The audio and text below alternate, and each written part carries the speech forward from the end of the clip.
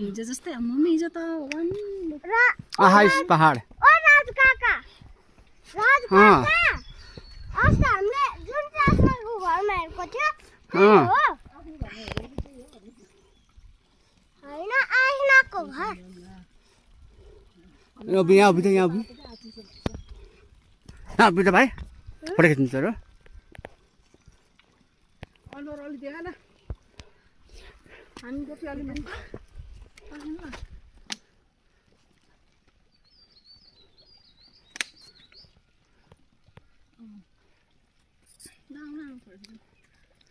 लाठी चाहिँ पक्रिदिनु नि त लाठी र बटल यो राख्नु नि आमा पक्रिदिनु लाठी र बटल फोटो खिच्नु भिडियो हालेको छिटो न फोटो खिच्नु त्यसको मुख आँखाहरू सबै छोप्यो म पनि आउनु नि आधी मात्रै निकाले फुल होइन आउनु ल पहाड पनि राम्रो खिचिदिनु पहाड त निक्लिन्छ नि कुरो लाग्यो जस्तो बस्नु नि आयो आधी निकालेको यसको टोपी अलि सार्दैन भनेको लु ल पक्रिनु ल हुन्छ माथिबाट राम्रो देख्छ होला पहाड अझै खिचिदिनु नि एउटा खिचिराख्नु न नानी यता भाइ